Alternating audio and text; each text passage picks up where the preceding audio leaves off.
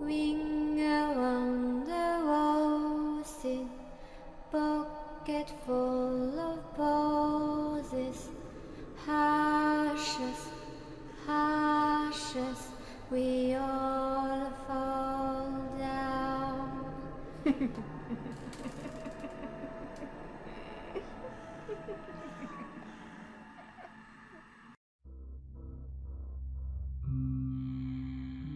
Quel est le dernier jeu vidéo auquel vous avez joué?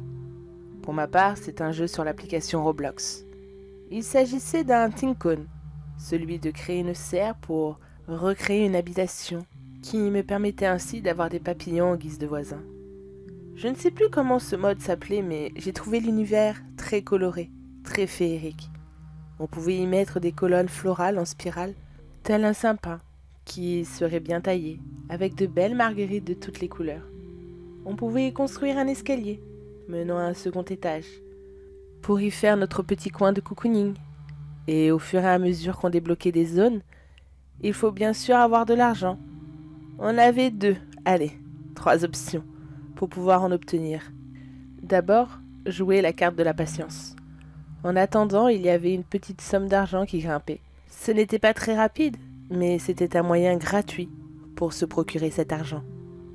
Plutôt bizarre cette phrase, je l'accorde, mais en même temps très compréhensible.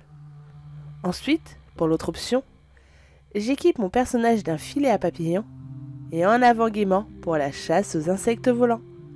Alors là aussi c'était pareil, il y avait de toutes les couleurs, du bleu, du jaune, du violet, etc.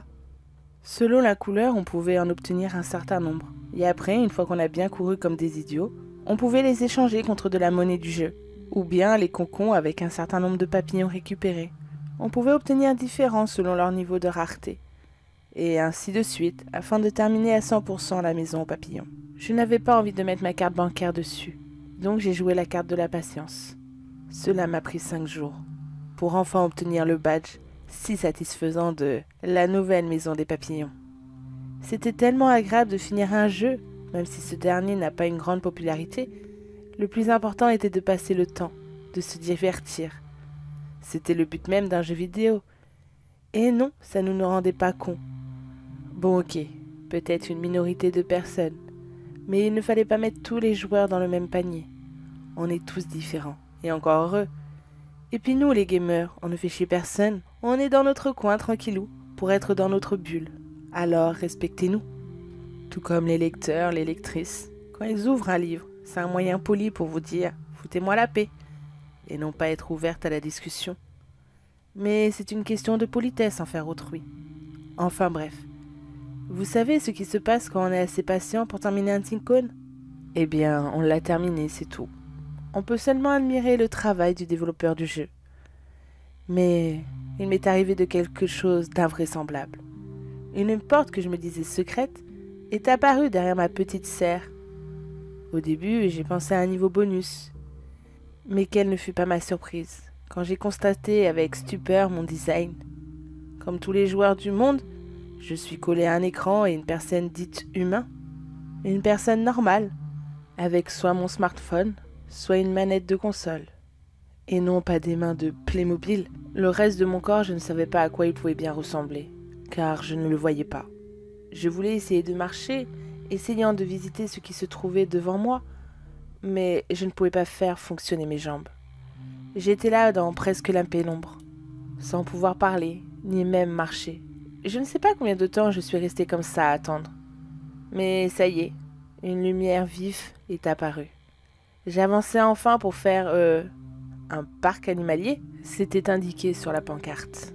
Je marchais sans pouvoir moi-même me diriger, comme si j'étais dépendant de quelqu'un d'autre. J'avançais sans but apparent. C'était très déroutant comme situation. Est-ce que c'était ça que ressentaient nos Sims? On leur imposait un choix de vie, un métier même, une orientation sexuelle, ainsi que leurs propres loisirs, phobies. Mais s'ils étaient conscients, il se pourrait qu'ils aimaient rien de tout cela. On leur imposait notre propre choix. Et me voilà en train de courir partout, comme un enfant cherchant sa mère pour créer un parc animalier. Alors oui, c'est mignon, On marche sur un rond vert pour acheter l'immobilier en question. Et hop, un banc à 150 pièces apparaît comme par magie. On continue d'avancer pour remarcher sur une zone verte. Cette fois-ci, c'était une clôture. On me faisait sauter par-dessus, chose impensable dans ma réalité, pour continuer à marcher. J'ai créé ainsi un superbe endroit pour lapins. En quittant la zone, j'ai eu le droit de faire un chemin, plaçant ici et là des bancs, de la restauration, comme un stand à hot dog. Mais le vendeur avait l'air sans vie. Il ne bougeait pas d'un pouce, ni même regarder les visiteurs déambuler dans les chemins, qui, eux aussi, on avait l'impression qu'ils étaient codés sans vie, faisant simplement ce qu'il était indiqué dans leur programme, c'est-à-dire des allers et retours à l'infini sans âme. Soudain, plus rien, aucune lumière. Les cercles verts avaient cessé, les marcheurs avaient stoppé leur marche. La musique agaçante s'était elle aussi finie de tourner. Et moi, j'étais là, sur le chemin, sans pouvoir avancer de nouveau. Je ne pouvais rien faire, je ne pouvais même pas avancer. J'étais là, dans mes pensées. Je voulais tenter de savoir comment ça se faisait que j'étais rentrée dans ce mode de jeu, parce que je voyais très bien que c'était un Tinkoon, chose que j'avais fait 5 jours auparavant, et même des mois auparavant, parce qu'on peut en trouver énormément sur Roblox. Alors oui, celui-là, c'était sympa, on ne pouvait pas mourir. C'était juste créer un parc animalier, comme ce que j'avais fait avant, la serre aux papillons. Mais si la personne qui me dirige décide de faire un autre jeu qu'un Tinkoon, parce qu'on va pas se le cacher, sur Roblox, il n'y a pas que du Tinkoon, il n'y a pas que des jeux super mignons pour enfants. Oh, bien sûr que non, on peut lancer des jeux d'horreur, des jeux aquatiques. J'ai même vu une partie de plongée avec des requins. Une question me traversait soudain l'esprit. Si je venais à mourir pendant l'une de ces parties, est-ce que je mourrais aussi dans la vraie vie? Est-ce que je serais morte? Et au moment où je pense à ça, où est mon corps? Parce que à la dernière nouvelle, j'étais dans mon salon, plongée dans mon smartphone. Malheureusement, je n'avais aucune réponse. Je devais attendre là, inlassablement, en espérant que le joueur ne tardait pas trop, car moi aussi je voudrais reprendre une vie normale et tenter de ne pas mourir. Mais je n'ai pas pu continuer à penser à quoi que ce soit, que la lumière s'était rallumée, que les marcheurs avaient décidé de remarcher inlassablement suivant leur trajet. Et il y avait cette petite musique qui reprenait de plus belle, vous savez, cette petite musique de fond dans les parcs animaliers justement. Mais une fois de plus, je tournais sur des cercles verts, faisant apparaître des arbres, des clôtures, des banquises carrément. On pouvait rajouter aussi des animaux, bien sûr. Des loups, des loutres. Mais l'argent ne venait pas tout seul. Comme je l'avais plus ou moins joué auparavant, il fallait faire la carte de la patience. Donc pour obtenir cette certaine somme d'argent pour avoir, je ne sais pas, l'or qui coûtait 50 millions, eh bien la personne qui me dirigeait a rien trouvé de mieux à faire que de faire des allers-retours inlassablement dans tout le petit parc qu'elle faisait. Et une chose est sûre, c'est qu'on ressent la douleur. Nous ne pouvons rien dire. Il n'y avait même pas de traces de sang qui pouvaient montrer que on pouvait ressentir la douleur. Mais non, je sentais que mes pieds commençaient vraiment à brûler. Ça chauffait la semelle. Mais non, on continuait pendant des heures et des heures à faire des allers-retours pour pouvoir obtenir cette somme gargantuesque de 50 millions pour un orc. Dès l'instant que le joueur a enfin obtenu ce qu'il voulait, on a marché sur le petit rond vert, une dernière fois. Et il a décidé qu'il devait en avoir marre. Et tout s'est éteint. Les lumières, la musique, les visiteurs. Et me voilà replongé une fois de plus dans le noir. Sans bruit, aucun. On n'entendait même pas les animaux au loin. On pouvait peut-être entendre un hurlement des loups. Je ne sais pas, peut-être le couinement des lapins. Je ne sais pas. Mais il n'y avait rien. Le silence complet. J'avais qu'une envie, c'était de m'asseoir sur ce banc qui était là, juste en face de moi, à quelques centimètres. Mais je ne pouvais pas bouger. Je ne pouvais pas reposer mes jambes qui étaient en train de me brûler. Mes semelles de chaussures étaient carrément en train de fusionner avec ma voûte plantaire. Ça me faisait mal. Et je ne pouvais pas bouger, je ne pouvais même pas retirer mes chaussures, je ne pouvais pas m'asseoir, rien de tout cela. Il fallait simplement que j'attende que le joueur décide de revenir. Cela faisait maintenant 2 jours que j'étais dans ce jeu. 2 jours que j'étais en train de créer un parc animalier. Pas grandeur nature, non, vu que c'était un jeu vidéo. Mais si la personne était censée jouer ne jouait pas, comment je faisais pour me libérer? Même avec ma plus grande dévolonté, je n'arrivais pas à marcher de moi-même. Il fallait attendre que quelqu'un décide de me faire avancer, de me faire reculer, voire même de faire demi-tour. Dans ce fameux parc animalier, dans ce Ticône, on pouvait avoir un carrousel. Et du haut de mes 35 ans, cela faisait bien longtemps que je n'avais pas fait un tour de manège. Jusqu'à il y a peut-être 1 heure, où le joueur a décidé de me faire 10 tours de carrousel. Au bout d'un moment, je vous ne cacherai pas que j'avais des vertiges. Mais c'était bien différent des Sims. Au moins, eux pouvaient dire quand est-ce qu'ils avaient faim, quand est-ce qu'ils désiraient aller se laver, ou même aller simplement dire « j'ai envie de dormir ». Mais moi, ce n'était pas mon cas. Il fallait que j'attende encore et encore. Je ne sais pas combien de temps il s'est écoulé, mais ça y est, il faisait grand jour. La lumière était enfin là. Les bruits de la musique étaient de retour. Les visiteurs faisaient toujours la même chose. Leurs milliers de pas et de pas, sans rien dire, sans se regarder, sans se cogner, qui était plutôt impressionnant. Et qu'est-ce qu'on allait faire aujourd'hui? Certainement le coin polaire, avec des ours polaires, des loups polaires, peut-être des pingouins, je ne sais pas, des manchots. Au moins, dans cette malchance, ça pouvait peut-être refroidir ma semelle de pied, qui me faisait toujours un mal de chien. Du moins, c'est ce que j'osais espérer. Mais non, le joueur en a décidé autrement. Direction le désert, là où la chaleur est intenable. Car oui, le joueur, lui, il voit seulement qu'il y a le coin polaire, le coin safari, vous savez, avec les éléphants, les girafes et tout ça. Mais le truc, c'est que moi, je sens le climat. Je sens quand c'est plus ou moins tempéré, glacier, ou tout simplement dans ce coin désertique où je crame, clairement je crame. Je serais une allumette, je prendrais feu.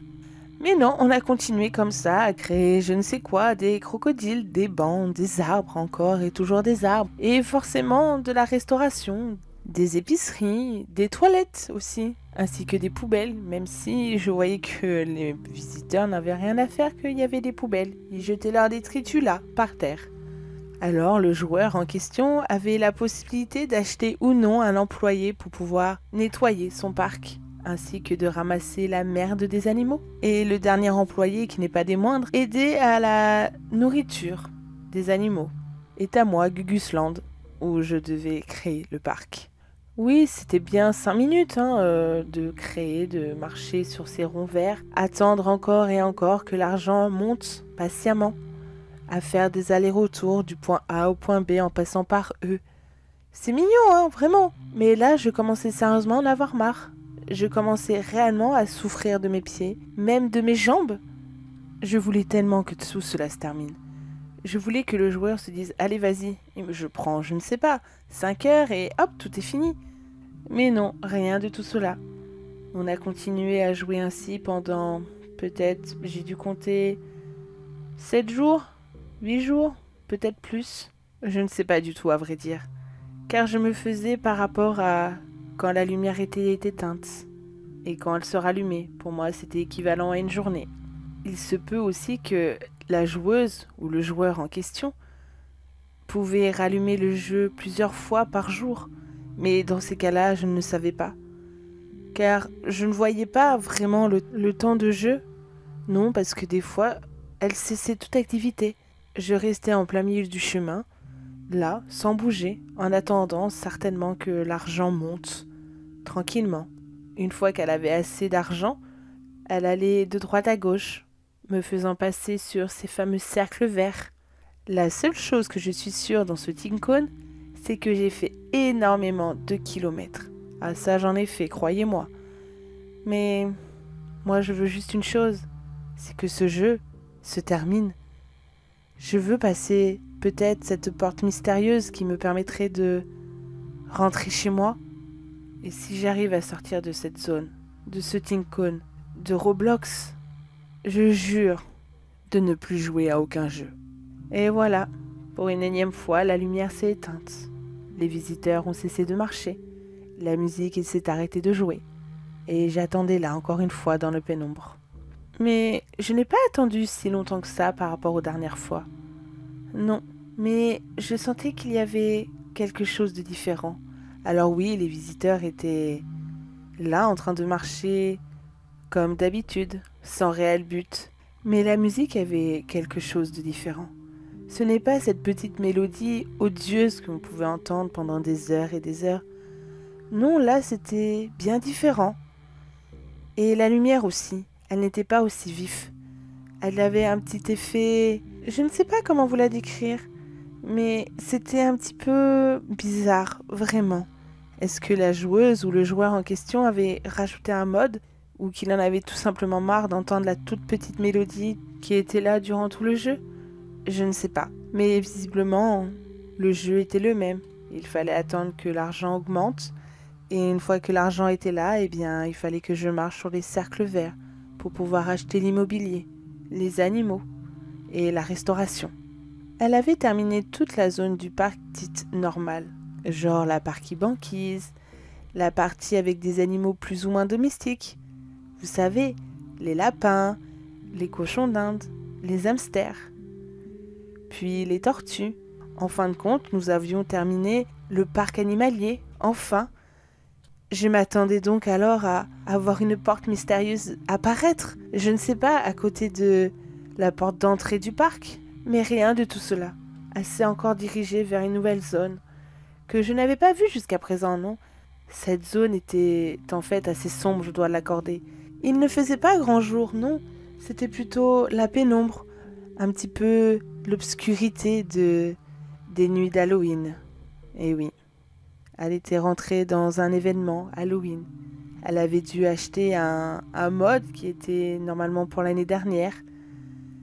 Et me voilà en plein été à jouer dans un univers d'Halloween, avec une petite musique d'Halloween. Qu'est-ce que je pouvais bien faire ici? Eh bien, je devais installer des clôtures autour des maisons pour éviter que des tueurs y rentrent.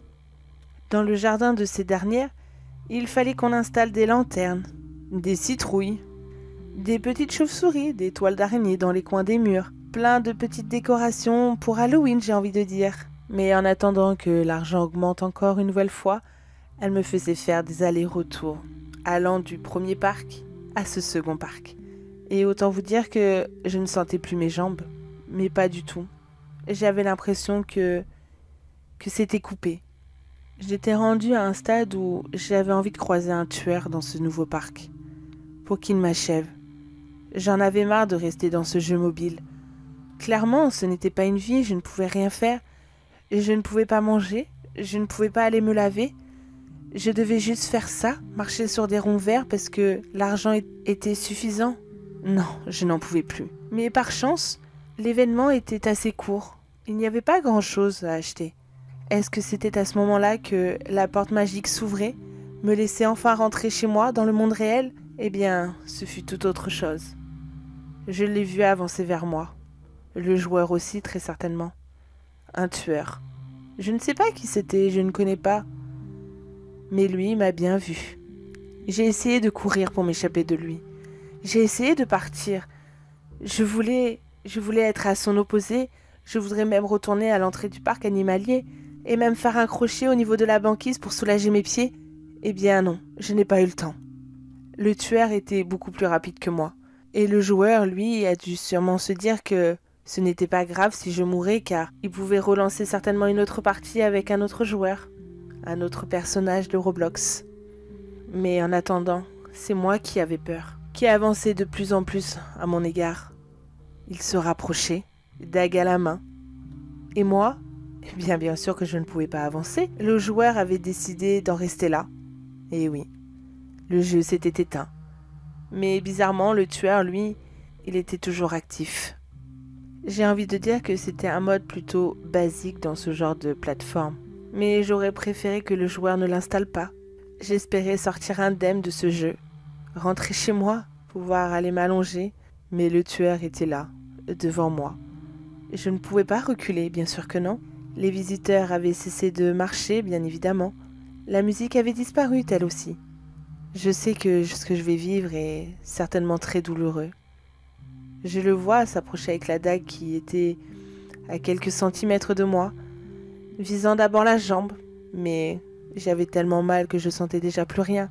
Vous savez, ce genre de douleur que, même si on lui fait encore un peu de mal, on ne sent rien, on a pris tellement l'habitude. Cela faisait maintenant presque une semaine qu'on jouait à ce jeu et, sans pouvoir me reposer, ni même m'asseoir quelques instants, je ne ressentais plus mes jambes. Donc je voyais le tueur mettre des coups de couteau dedans. Mais qu'importe, je ne sentais rien. Par contre, je commençais à sentir quand il leva le couteau et le planta directement dans mon ventre. Là, je l'ai senti. Mais je n'ai pas pu crier. Je ne pouvais rien faire. J'étais là en train d'observer un tueur en train de me tuer. J'ai juste une dernière petite pensée à tous les joueurs. Faites attention au jeu à laquelle vous jouez. Car si ça se trouve, ça sera vous le prochain personnage qui se fera diriger par un nouveau joueur. Alors, soyez prudents et choisissez bien votre futur jeu.